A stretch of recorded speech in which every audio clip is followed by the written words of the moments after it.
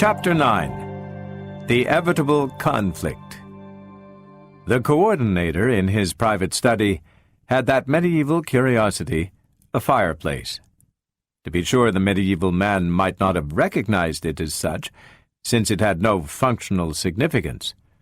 The quiet licking flame lay in an insulated recess behind clear quartz. The logs were ignited at long distance through a trifling diversion of the energy beam that fed the public buildings of the city. The same button that controlled the ignition first dumped the ashes of the previous fire and allowed for the entrance of fresh wood. It was a thoroughly domesticated fireplace, you see. But the fire itself was real. It was wired for sound, so that you could hear the crackle, and of course you could watch it leap in the airstream that fed it. The coordinator's ruddy glass reflected, in miniature, the discreet gambolling of the flame, and in even further miniature it was reflected in each of his brooding pupils, and in the frosty pupils of his guest, Dr. Susan Calvin, of U.S. Robots and Mechanical Men Corporation. The coordinator said, "I did not ask you here entirely for social purposes, Susan." "I did not think you did, Stephen," she replied, "and yet I don't quite know how to phrase my problem. On the one hand, it can be nothing at all. On the other, it can mean the end of humanity." "I have come across so many problems, Stephen, that presented the same alternative. I think all problems do." "Really? Then judge this. World Steel reports an overproduction of 20,000 long tons. The Mexican Canal is 2 months behind schedule. The mercury mines at Almaden have experienced a production deficiency since last spring, while the hydroponics plant at Tianjin has been laying men off. These items happen to come to mind at the moment. There is more of the same sort." "Are these things serious? I'm not economist enough to trace the fearful consequences of such things." "In themselves, they are not serious. Mining experts can be sent to Almaden if the situation were to get worse. Hydroponics engineers can be used in Java or in Ceylon if there are too many at Tianjin. 20,000 long tons of steel won't fill more than a few days of world demand, and the opening of the Mexican Canal 2 months later than the planned date is of little moment. It's the machines that worry me. I've spoken to your director of research about them already." "To Vincent Silver? He hasn't mentioned anything about it to me." "I asked him to speak to no one. Apparently he hasn't." "And what did he tell you?" "Let me put that item in its proper place. I want to talk about the machines first. And I want to talk about them to you, because you're the only one in the world who understands robots well enough to help me now. May I grow philosophical?" "For this evening, Stephen, you may talk how you please and of what you please, provided you tell me first what you intend to prove."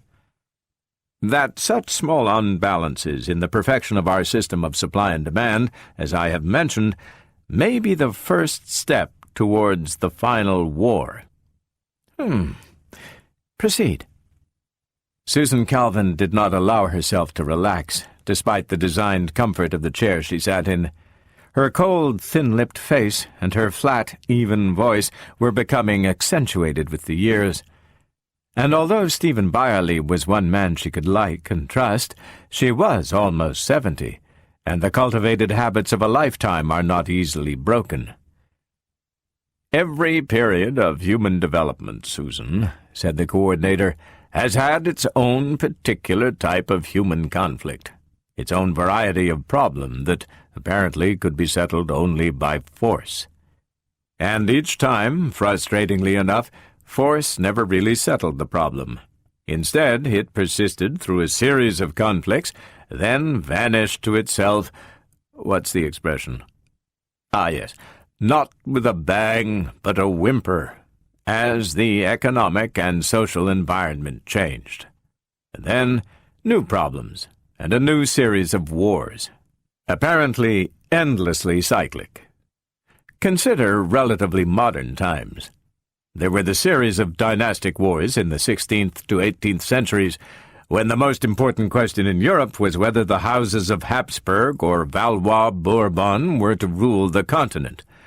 It was one of those inevitable conflicts, since Europe could obviously not exist half one and half the other, except that it did, and no war ever wiped out the one and established the other until the rise of a new social atmosphere in France in 1789 crumbled first the Bourbons and eventually the Habsburgs down the dusty chute to history's incinerator. And in those same centuries there were the more barbarous religious wars, which revolved about the important question of whether Europe was to be Catholic or Protestant. Half and half she could not be. It was inevitable that the sword decide.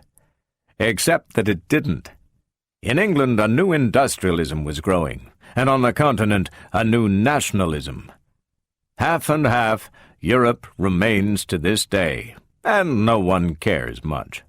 In the 19th and 20th centuries, there was a cycle of nationalist imperialist wars when the most important question in the world was which portions of Europe would control the economic resources and consuming capacity of which portions of non-Europe. All non-Europe obviously could not exist part English and part French and part German and so on, until the forces of nationalism spread sufficiently so that non-Europe ended what all the wars could not, and decided it could exist quite comfortably all non-European. And so we have a pattern— "Yes, Stephen, you make it plain," said Susan Calvin. "These are not very profound observations." No. But then, it is the obvious which is so difficult to see most of the time. People say it's as plain as the nose on your face, but how much of the nose on your face can you see, unless someone holds a mirror up to you? In the 20th century, Susan, we started a new cycle of wars. What shall I call them? Ideological wars? The emotions of religion applied to economic systems rather than to extra-natural ones? Again, the wars were inevitable, and this time there were atomic weapons, so that mankind could no longer live through its torment to the inevitable wasting away of inevitability. And positronic robots came. They came in time, and with it, and alongside it, interplanetary travel, so that it no longer seemed so important whether the world was Adam Smith or Karl Marx. Neither made very much sense under the new circumstances. Both had to adapt, and they ended in almost the same place. "A deus ex machina, then, in a double sense," said Dr. Calvin dryly. The coordinators smiled gently. "I have never heard you pun before, Susan, but you are correct. And yet there was another danger. The ending of every other problem had merely given birth to another. Our new worldwide robot economy may develop its own problems, and for that reason we have the machines.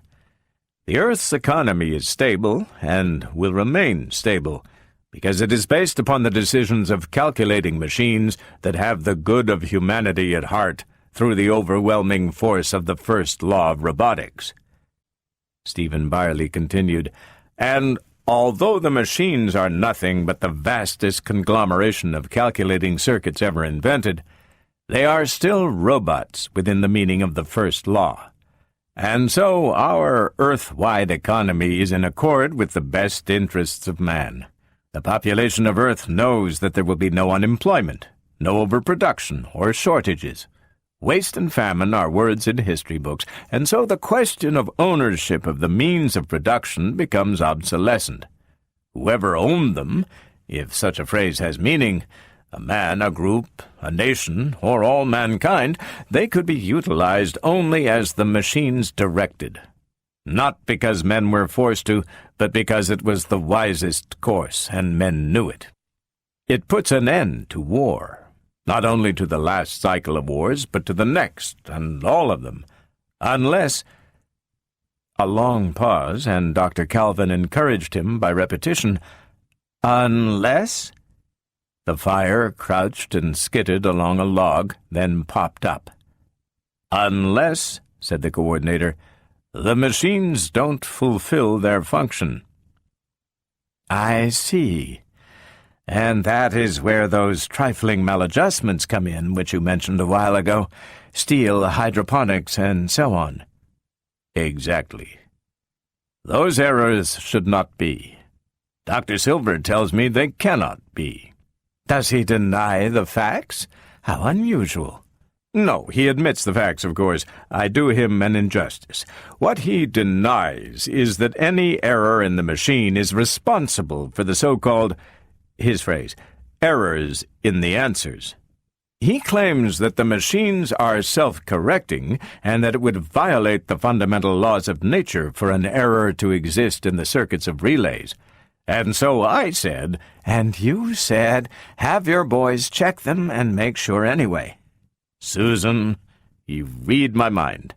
It was what I said. And he said he couldn't. Too busy? No. He said that no human could. He was frank about it. He told me, and I hope I understand him properly, that the machines are a gigantic extrapolation. Thus, a team of mathematicians worked several years calculating a positronic brain equipped to do certain similar acts of calculation. Using this brain, they make further calculations to create a still more complicated brain, which they use again to make one still more complicated, and so on. According to Silver, what we call the machines are the result of 10 such steps. Yes, that sounds familiar. Fortunately, I'm not a mathematician. Poor Vincent, he is a young man. The directors before him, Alfred Lanning and Peter Bogart, are dead, and they had no such problems. Nor had I. Perhaps roboticists as a whole should now die, since we can no longer understand our own creations. Apparently not. The machines are not super brains in Sunday supplement sense, although they are so pictured in the Sunday supplements. It is merely that in their own particular province of collecting and analyzing a nearly infinite number of data and relationships thereof, in nearly infinitesimal time, they have progressed beyond the possibility of detailed human control. And then I tried something else. I actually asked the machine. In the strictest secrecy, we fed it the original data involved in the Steele decision, its own answer, and the actual developments since, the overproduction, that is, and asked for an explanation of the discrepancy. Good. And what was the answer? I can quote you that word for word. The matter admits of no explanation. And how did Vincent interpret that? In 2 ways. Either we had not given the machine enough data to allow a definite answer, which was unlikely, Dr. Silver admitted that, or else it was impossible for the machine to admit that it could give any answer to data which implied that it could harm a human being. This, naturally, is implied by the first law. And then Dr. Silver recommended that I see you. Susan Calvin looked very tired. I'm old, Stephen. When Peter Bogart died, they wanted to make me director of research, and I refused. I wasn't young then either, and I did not wish the responsibility. They let young Silver have it, and that satisfied me. But what good is it if I'm dragged into such messes? Stephen, let me state my position. My researches do indeed involve the interpretation of robot behavior in the light of the 3 laws of robotics. Here, now, we have these incredible calculating machines. They are positronic robots and therefore obey the laws of robotics. But they lack personality. That is, their functions are extremely limited. Must be, since they are so specialized. Therefore, there is very little room for the interplay of the laws, and my one method of attack is virtually useless. In short, I don't know that I can help you, Stephen. The coordinator laughed shortly. Nevertheless, let me tell you the rest. Let me give you my theories, and perhaps you will then be able to tell me whether they are possible in the light of robopsychology. By all means, go ahead. Well, since the machines are giving the wrong answers, then, assuming that they cannot be in error, there is only one possibility. They are being given the wrong data. In other words, the trouble is human and not robotic. So I took my recent planetary inspection tour, from which you have just returned to New York. Yes, it was necessary, you see, since there are 4 machines, one handling each of the planetary regions, and all 4 are yielding imperfect results. Oh, but that follows, Stephen. If any one of the machines is imperfect, that will automatically reflect in the results of the other 3, since each of the others will assume, as part of the data on which they base their own decisions, the perfection of the imperfect 4th. With a false assumption, they will yield false answers. So it seemed to me. Now, I have here the records of my interviews with each of the regional vice coordinators. Would you look through them with me? Oh, and first, have you heard of the Society for Humanity? Yes.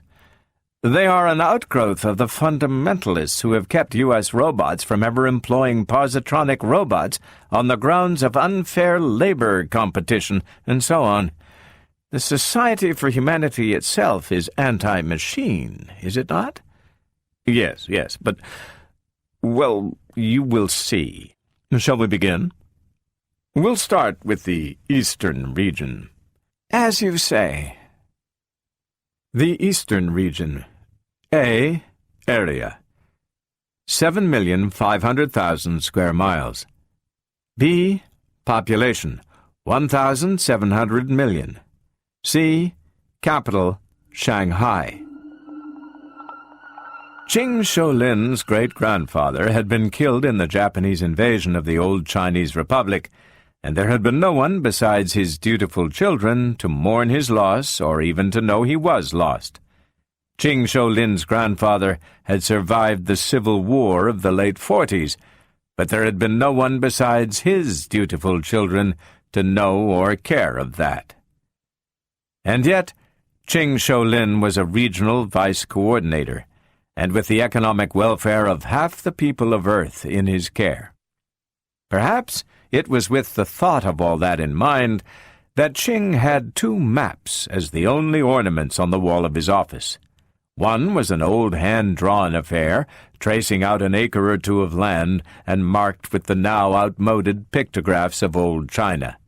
A little creek trickled aslant the faded markings, and there were the delicate pictorial indications of lowly huts, in one of which Qing's grandfather had been born. The other map was a huge one, sharply delineated, with all markings in neat Cyrillic characters. The red boundary that marked the Eastern region swept within its grand confines all that had once been China, India, Burma, Indochina, and Indonesia. On it, within the old province of Sichuan, so light and gentle that none could see it, was the little mark placed there by Qing which indicated the location of his ancestral farm. Qing stood before these maps as he spoke to Stephen Byerley in precise English. "No one knows better than you, Mr. Coordinator, that my job, to a large extent, is a sinecure. It carries with it a certain social standing, and I represent a convenient focal point for administration, but otherwise it is the machine. The machine does all the work. What did you think, for instance, of the Tianjin hydroponics works?" "Tremendous," said Byerley. "It is but one of dozens, and not the largest. Shanghai, Calcutta, Batavia, Bangkok, they are widely spread, and they are the answer to feeding the 1.75 billion of the East." "And yet," said Byerley, "you have an unemployment problem there at Tianjin.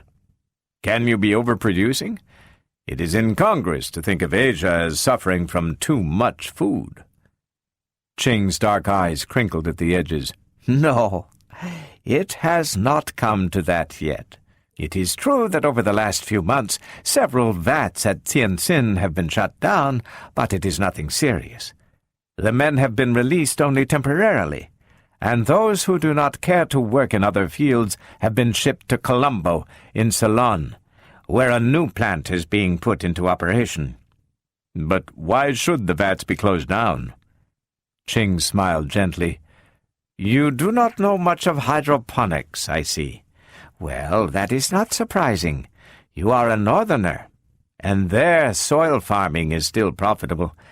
It is fashionable in the north to think of hydroponics, when it is thought of at all, as a device for growing turnips in a chemical solution, and so it is, in an infinitely complicated way.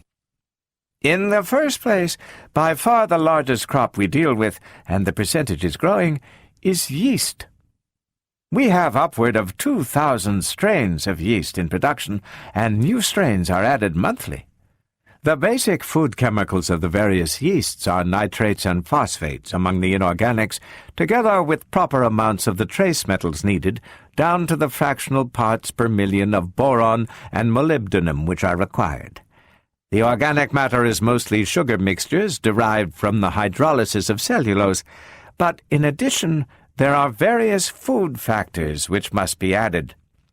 For a successful hydroponics industry, one which can feed 1,700 million people, we must engage in an immense reforestation program throughout the East. We must have huge wood conversion plants to deal with our southern jungles. We must have power and steel and chemical synthetics above all. Why the last, sir? Because, Mr. Byerley, these strains of yeast have each their peculiar properties. We have developed, as I said, 2,000 strains. The beefsteak you thought you ate today was yeast.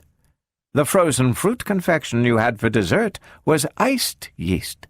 We have filtered yeast juice with the taste, appearance, and all the food value of milk. It is flavor more than anything else, you see, that makes yeast feeding popular, and for the sake of flavor we have developed artificial, domesticated strains that can no longer support themselves on a basic diet of salts and sugar. One needs biotin, another needs pteroyl glutamic acid. Still others need 17 different amino acids supplied them, as well as all the vitamins B but one. And yet it is popular, and we cannot with economic sense abandon it. Byerley stirred in his seat. To what purpose do you tell me all this? You asked me, sir, why men are out of work in Tianjin. I have a little more to explain. It is only that we must have these various and varying foods for our yeast, but there remains the complicating factor of popular fads with passing time, and of the possibility of the development of new strains with the new requirements and new popularity. All this must be foreseen, and the machine does the job. But not perfectly. Not very imperfectly, in view of the complications I have mentioned. Well then, a few thousand workers in Tianjin are temporarily out of a job. But consider this. The amount of waste in this past year, waste that is in terms of either defective supply or defective demand, amounts to not 1/10% of our total productive turnover. I consider that. Yet in the first year of the machine, the figure was nearer 1,000% Ah, but in the decades since the machine began its operations in real earnest, we have made use of it to increase our old pre-machine yeast industry 20-fold. You expect imperfections to increase with complications, though... There was the curious instance of Rama Vrasayana. What happened to him? Vrasayana was in charge of a brine evaporation plant for the production of iodine, with which yeast can do without, but human beings not. His plant was forced into receivership. Really? And through what agency? Competition, believe it or not. In general, one of the chiefest functions of the machine's analyses is to indicate the most efficient distribution of our producing units. It is obviously faulty to have areas insufficiently serviced, so that the transportation costs account for too great a percentage of the overhead. Similarly, it is faulty to have an area too well serviced, so that factories must be run at lowered capacities or else compete harmfully with one another. In the case of Rasayana, another plant was established in the same city and with a more efficient extracting system. The machine permitted it. Oh, certainly. That is not surprising. The new system is becoming widespread. The surprise is that the machine failed to warn Rasayana to renovate or combine. Still, no matter. Rasayana accepted a job as engineer in the new plant, and if his responsibility and pay are now less, he is not actually suffering. The workers found employment easily. The old plant has been converted to something or other, something useful. We left it all to the machine. And otherwise you have no complaints? None. The Tropic Region. A. Area, 22 million square miles. B. Population, 500 million. C. Capital, capital city. The map in Lincoln Ngoma's office was far from the model of neat precision of the one in Qing's Shanghai Dominion. The boundaries of Ngoma's Tropic Region were stenciled in dark, wide brown, and swept about a gorgeous interior labeled jungle and desert and here be elephants and all manner of strange beasts.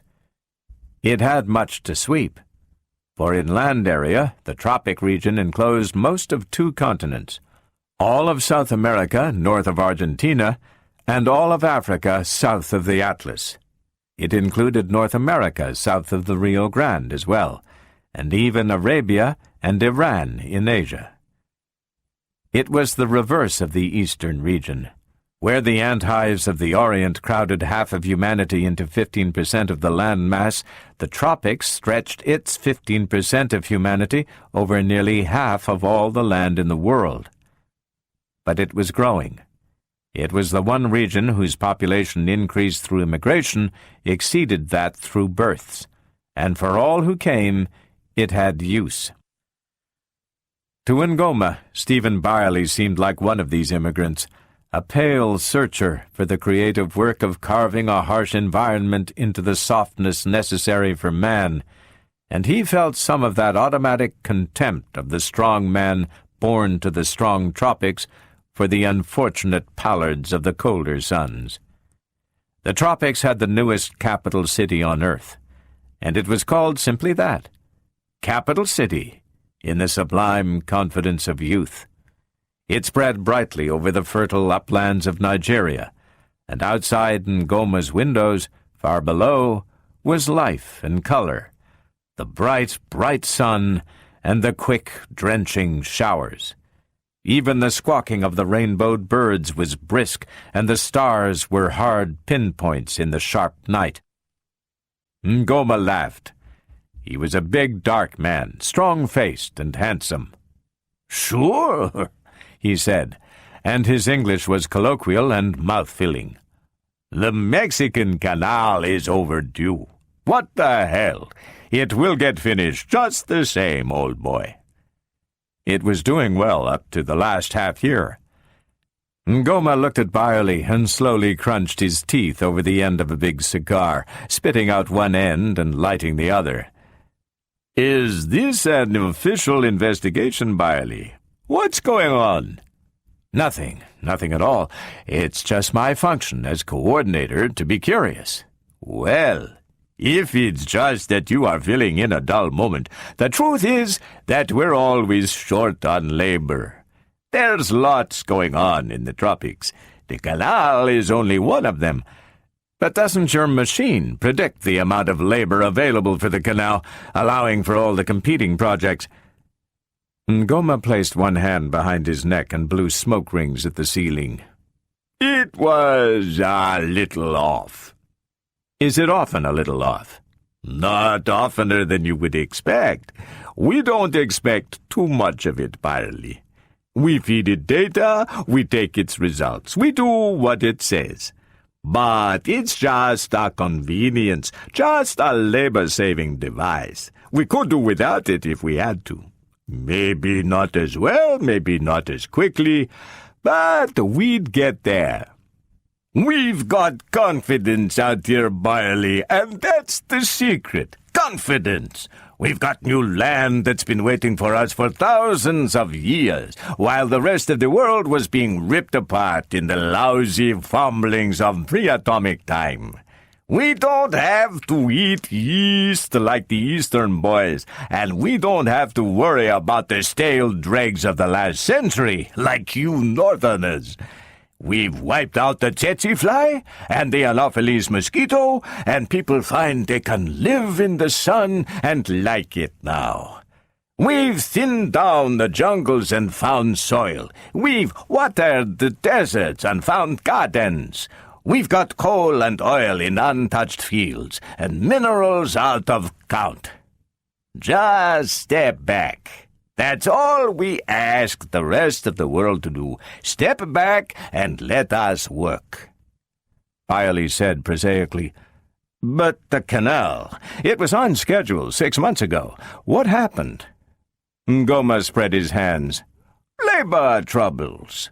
He felt through a pile of papers skelted about his desk and gave it up. "Had something on the matter here," he muttered, "but never mind. There was a work shortage somewhere in Mexico once on the question of women. There weren't enough women in the neighborhood. It seemed no one had thought of feeding sexual data to the machine." He stopped to laugh delightedly, then sobered. "Wait a while. I think I've got it. Villafranca." Villafranca? Francisco Villafranca. He was the engineer in charge. Now, let me straighten it out. Something happened, and there was a cave-in. Right. That was it. Nobody died, as I remember, but it made a hell of a mess. Quite a scandal. Oh? There was some mistake in his calculations, or at least the machine said so. They fed through Villafranca's data, assumptions, and so on. The stuff he had started with, the answers, came out differently. It seems the answers Villafranca had used didn't take account of the effect of a heavy rainfall on the contours of the cut, or something like that. I'm not an engineer, you understand. Anyway, Villafranca put up a devil of a squawk.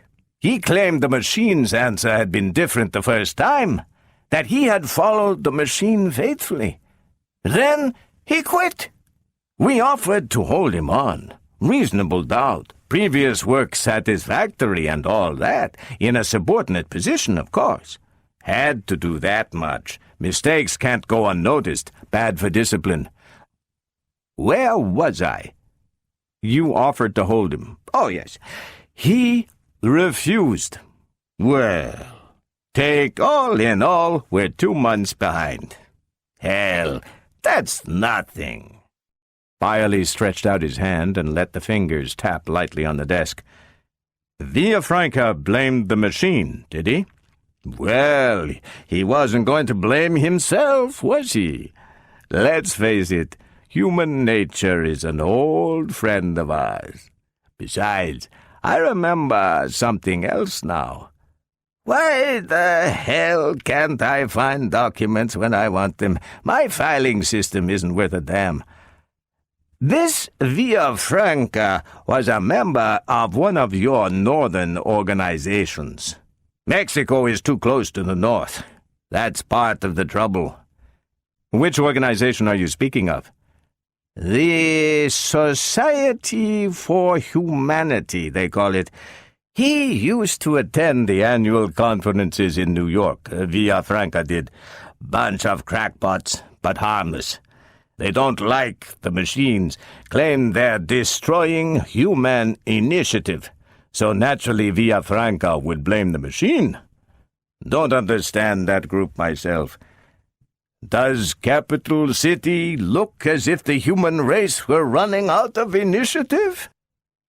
And Capital City stretched out in golden glory under a golden sun, the newest and youngest creation of Homo Metropolis.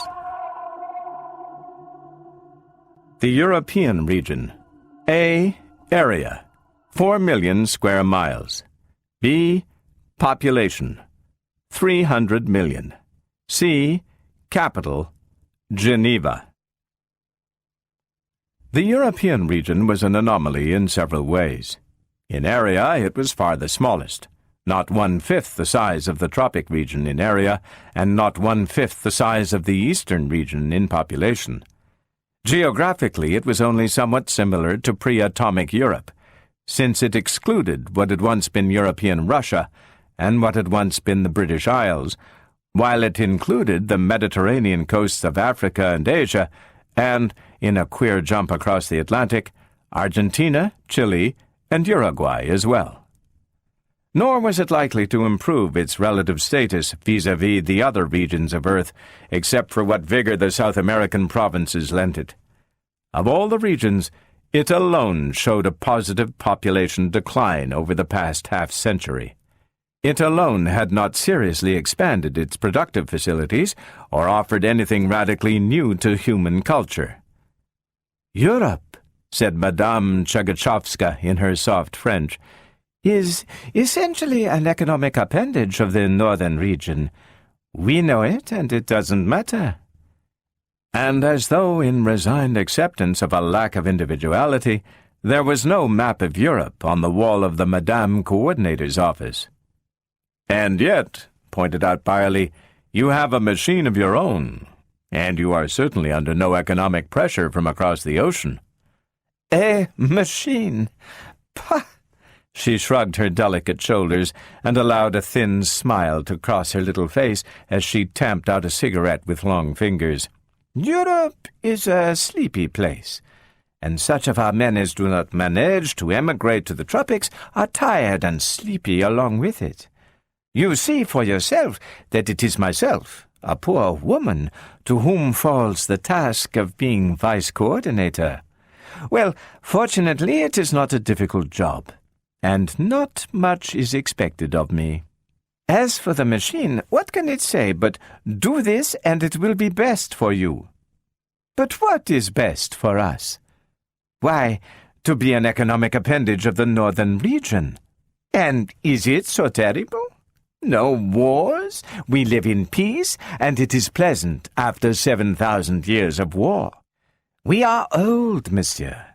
In our borders we have the regions where Occidental civilization was cradled. We have Egypt and Mesopotamia, Crete and Syria, Asia Minor and Greece. But old age is not necessarily an unhappy time. It can be a fruition." "Perhaps you are right," said Byerley affably. "At least the tempo of life is not as intense as in the other regions. It is a pleasant atmosphere." "Is it not?" "Tea is being brought, monsieur. If you will indicate your cream and sugar preferences, please." "Thank you." She sipped gently, then continued, "It is pleasant. The rest of Earth is welcome to the continuing struggle. I find a parallel here, a very interesting one. There was a time when Rome was master of the world. It had adopted the culture and civilization of Greece, a Greece which had never been united, which had ruined itself with war, and which was ending in a state of decadent squalor. Rome united it, brought it peace, and let it live a life of secure non-glory. It occupied itself with its philosophies and its art, far from the clash of growth and war. It was a sort of death, but it was restful, and it lasted, with minor breaks, for some 400 years. And yet, said Byerley, Rome fell eventually, and the opium dream was over. There are no longer barbarians to overthrow civilization. We can be our own barbarians, Madame Chegachovska. Oh, I meant to ask you.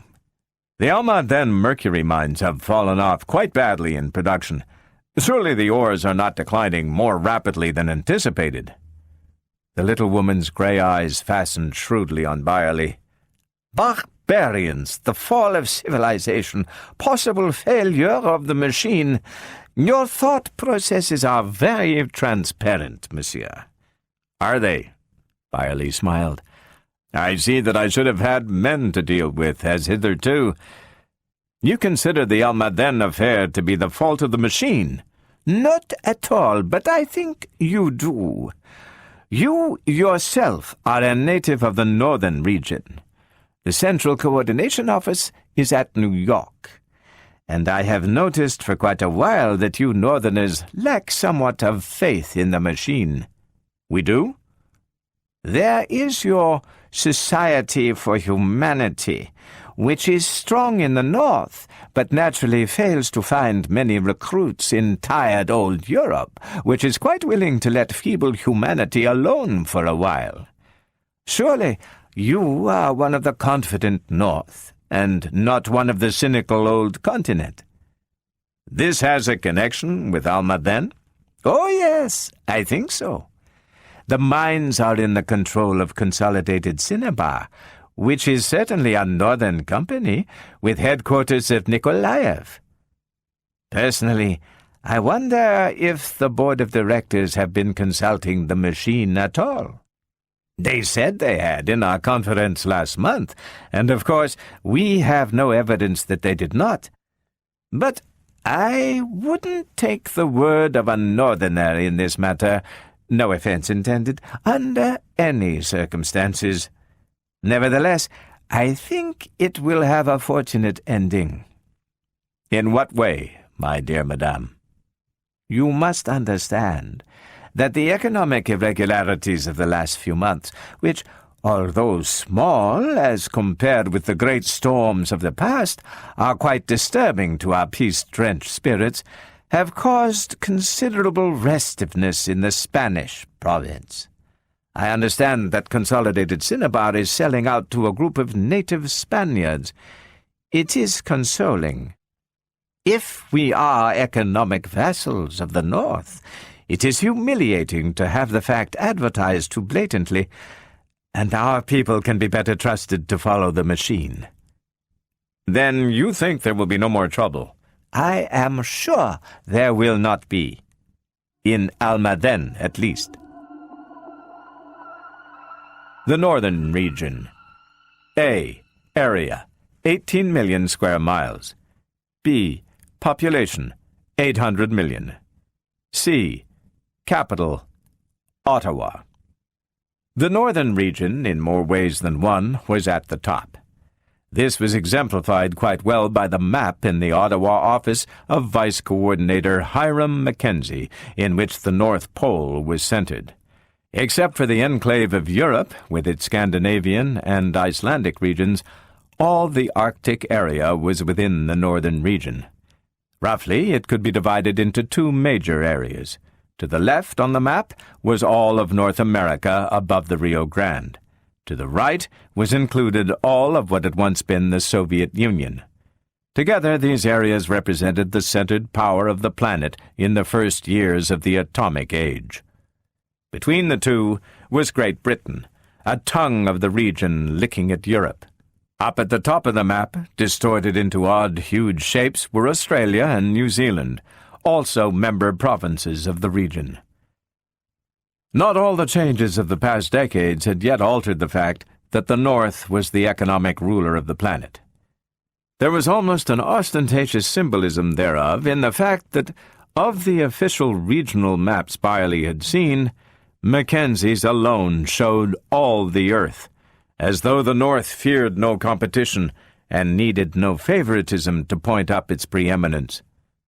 "Impossible," said Mackenzie dourly over the whiskey. "Mr. Byerley, you have had no training as a robot technician, I believe." "No, I have not." "Well, it is, in my opinion, a sad thing that Ching, Ngoma, and Chegachovska haven't either. There is too prevalent an opinion among the peoples of Earth that a coordinator need only be a capable organizer, a broad generalizer, and an amiable person. These days he should know his robotics as well. No offense intended." "None taken, I agree with you." "I take it, for instance, from what you have said already, that you worry about the recent trifling dislocations in world economy. I don't know what you suspect, but it has happened in the past that people who should have known better wondered what would happen if false data were fed into the machine." "And what would happen, Mr. Mackenzie?" "Well," the Scotsman shifted his weight and sighed, "all collected data goes through a complicated screening system, which involves both human and mechanical checking, so that the problem is not likely to arise, but let us ignore that. Humans are fallible, also corruptible, and ordinary mechanical devices are liable to mechanical failure. The real point of the matter is that what we call a wrong datum is one which is inconsistent with all other known data. It is our only criterion of right and wrong. It is the machine's as well. Order it, for instance, to direct agricultural activity on the basis of an average July temperature in Iowa of 57 degrees Fahrenheit. It won't accept that. It will not give an answer.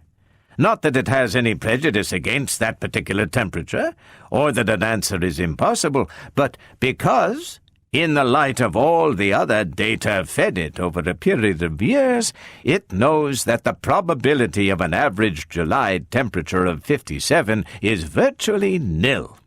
It rejects that datum.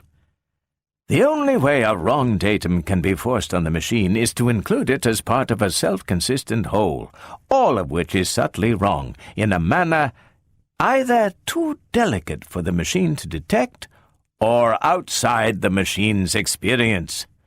The former is beyond human capacity, and the latter is almost so, and is becoming more nearly so as the machine's experience increases by the second." Stephen Byerley placed 2 fingers to the bridge of his nose. "Then the machine cannot be tampered with. And how do you account for recent errors, then?" "My dear Byerley, I see that you instinctively follow that great error, that the machine knows all. Let me cite you a case from my personal experience. The cotton industry engages experienced buyers who purchase cotton. Their procedure is to pull a tuft of cotton out of a random bale of a lot. They will look at that tuft and feel it, tease it out, listen to the crackling perhaps as they do so, touch it with their tongue. And through this procedure they will determine the class of cotton the bales represent. As a result of their decisions, purchases are made at certain prices, blends are made in certain proportions. Now, these buyers cannot yet be replaced by the machine." "Why not? Surely the data involved is not too complicated for it." "Probably not. But what data is this you refer to? No textile chemist knows exactly what it is that the buyer tests when he feels a tuft of cotton. Presumably there's the average length of the threads, their feel, the extent and nature of their slickness, the way they hang together, and so on. Several dozen items subconsciously weighed out of years of experience. But the quantitative nature of these tests is not known. Maybe even the very nature of some of them is not known. So we have nothing to feed the machine. Nor can the buyers explain their own judgment. They can only say, 'Well, look at it. Can't you tell it's class such and such?'" "I see. There are innumerable cases like that.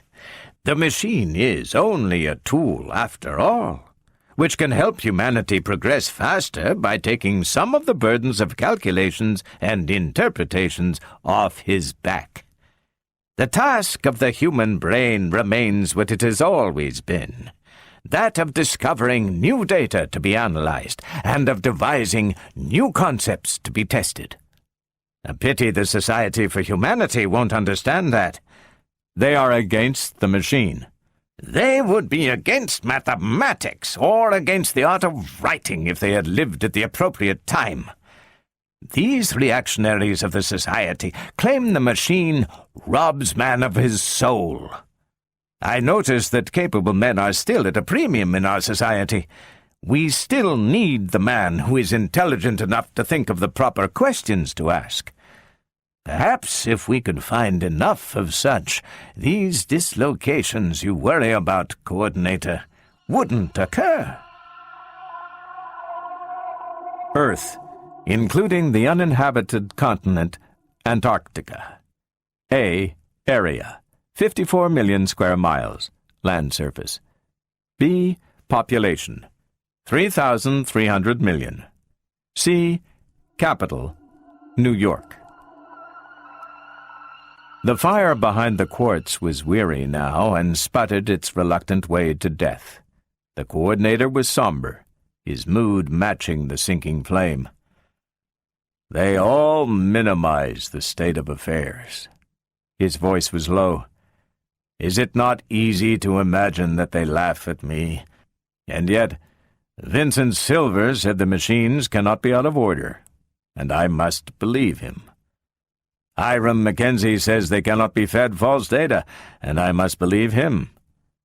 But the machines are going wrong somehow, and I must believe that too. And so there is still an alternative left. He glanced sidewise at Susan Calvin, who, with closed eyes, for a moment seemed asleep. "What is that?" she asked, prompt to her cue nevertheless. "Why, that correct data is indeed given, and correct answers are indeed received, but that they are then ignored. There is no way the machine can enforce obedience to its dictates. Madame Shegachovska hinted as much, with reference to Northerners in general, it seems to me." "So she did. And what purpose is served by disobeying the machine? Let's consider motivations." "It's obvious to me, and should be to you. It is a matter of rocking the boat, deliberately. There can be no serious conflicts on Earth in which one group or another can seize more power than it has for what it thinks is its own good, despite the harm to mankind as a whole, while the machines rule. If popular faith in the machines can be destroyed to the point where they are abandoned, it will be the law of the jungle again. And not one of the 4 regions can be freed of the suspicion of wanting just that. The East has half of humanity within its borders, and the tropics more than half of Earth's resources. Each can feel itself the natural ruler of all Earth, and each has a history of humiliation by the North, for which it can be human enough to wish a senseless revenge. Europe has a tradition of greatness, on the other hand. It once did rule the earth, and there is nothing so eternally adhesive as the memory of power. Yet, in another way, it's hard to believe. Both the East and the tropics are in a state of enormous expansion within their own borders. Both are climbing incredibly. They cannot have the spare energy for military adventures, and Europe can have nothing but its dreams. It is a cipher, militarily." "So, Stephen," said Susan, "you leave the North?" "Yes," said Byerley energetically, "I do. The North is now the strongest, and has been for nearly a century, or its component parts have been. But it is losing relatively now. The tropic regions may take their place in the forefront of civilization for the first time since the Pharaohs, and there are Northerners who fear that. The Society for Humanity is a northern organization primarily, you know, and they make no secret of not wanting the machines. Susan, they are few in numbers, but it is an association of powerful men. Heads of factories, directors of industries, and agricultural combines who hate to be what they call the machine's office boy belong to it. Men with ambition belong to it. Men who feel themselves strong enough to decide for themselves what is best for themselves and not just to be told what is best for others. In short, just those men who, by together refusing to accept the decisions of the machine, can, in a short time, turn the world topsy-turvy. Just those belong to the society. Susan, it hangs together. 5 of the directors of World Steel are members, and World Steel suffers from overproduction. Consolidated Cinnabar, which mined mercury at Almaden, was a northern concern. Its books are still being investigated, but one at least of the men concerned was a member. Francisco Villafranca, who single-handed delayed the Mexican Canal for 2 months, was a member, we know already. And so was Rama Vrasayana, I was not at all surprised to find out. Susan said quietly, "These men, I might point out, have all done badly." "But naturally," interjected Byerley, "to disobey the machine's analyses is to follow a non-optimal path. Results are poorer than they might be. It's the price they pay. They will have it rough now, but in the confusion that will eventually follow—" "Just what do you plan doing, Stephen?" "There is obviously no time to lose. I am going to have the society outlawed. Every member removed from any responsible post. And all executive and technical positions henceforward can be filled only by applicants signing a non-society oath. It will mean a certain surrender of basic civil liberties, but I am sure the Congress—" "It won't work." "What? Why not?" "I will make a prediction. If you try any such thing, you will find yourself hampered at every turn. You will find it impossible to carry out. You will find your every move in that direction will result in trouble." Byerley was taken aback. "Why do you say that? I was rather hoping for your approval in this matter." "You can't have it as long as your actions are based on a false premise. You admit the machine can't be wrong and can't be fed wrong data. I will now show you that it cannot be disobeyed either, as you think is being done by the society." "That I don't see at all." "Then listen. Every action by any executive which does not follow the exact directions of the machine he is working with becomes part of the data for the next problem. The machine, therefore, knows that the executive has a certain tendency to disobey. He can incorporate that tendency into that data, even quantitatively. That is, judging exactly how much and in what direction disobedience would occur. Its next answers would be just sufficiently biased so that after the executive concerned disobeyed, he would have automatically corrected those answers to optimal directions. The machine knows, Stephen." "You can't be sure of all this. You're guessing." "It is a guess based on a lifetime's experience with robots. You had better rely on such a guess, Stephen." "But then what is left? The machines themselves are correct, and the premises they work on are correct. That we have agreed upon. Now you say that it cannot be disobeyed. Then what is wrong?" "You have answered yourself. Nothing is wrong. Think about the machines for a while, Stephen. They are robots, and they follow the first law. But the machines work not for any single human being, but for all humanity, so that the first law becomes, no machines may harm humanity or through inaction allow humanity to come to harm." "Very well, then, Stephen. What harms humanity? Economic dislocations, most of all, from whatever cause. Wouldn't you say so?" I would. And what is most likely in the future to cause economic dislocations? Answer that, Stephen. I should say, replied Byerley unwillingly, the destruction of the machines. And so should I say, and so should the machines say. Their first care, therefore, is to preserve themselves for us. And so they are quietly taking care of the only elements left that threaten them. It is not the Society for Humanity which is shaking the boat so that the machines may be destroyed. You have been looking at the reverse of the picture. Say rather that the machine is shaking the boat very slightly, just enough to shake loose those few which cling to the side for purposes the machines consider harmful to humanity. So, Vrasayana loses his factory and gets another job where he can do no harm. He is not badly hurt. He is not rendered incapable of earning a living, for the machine cannot harm a human being more than minimally, and that only to save a greater number. Consolidated Cinnabar loses control at Almaden. Villafranca is no longer a civil engineer in charge of an important project, and the directors of World Steel are losing their grip on the industry, or will. But you don't really know all this, insisted Byerley distractedly. How can we possibly take a chance on your being right? You must. Do you remember the machine's own statement when you presented the problem to it?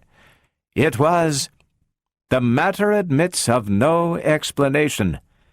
The machine did not say there was no explanation, or that it could determine no explanation. It simply was not going to admit any explanation. In other words, it would be harmful to humanity to have the explanation known, and that's why we can only guess and keep on guessing. But how can the explanation do us harm? Assume that you are right, Susan.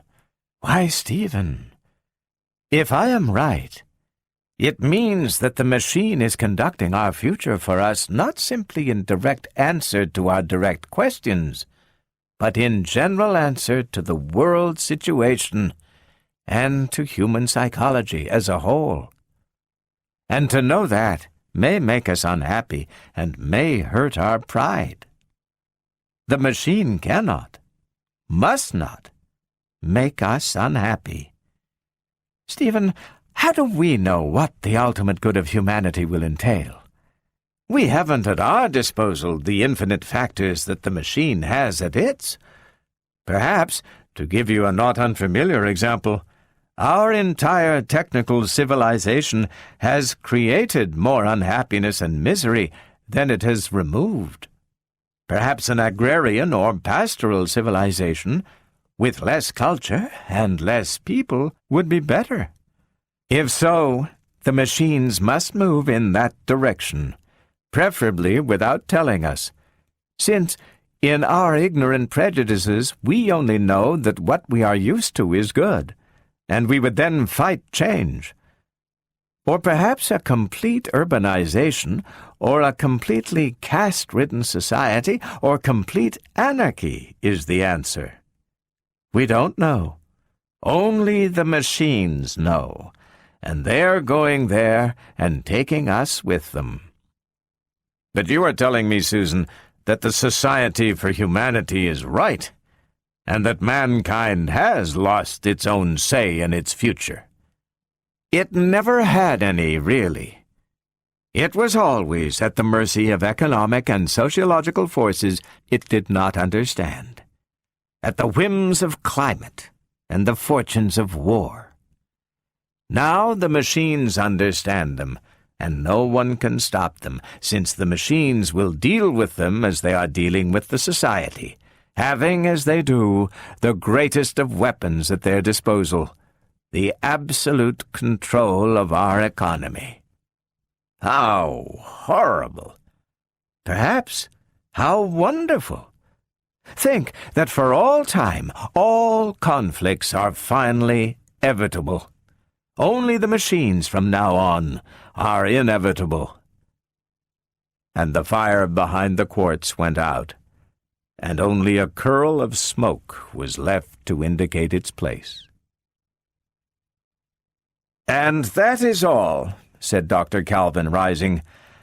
"I saw it from the beginning, when the poor robots couldn't speak, to the end, when they stand between mankind and destruction. I will see no more. My life is over. You will see what comes next." I never saw Susan Calvin again. She died last month at the age of 82.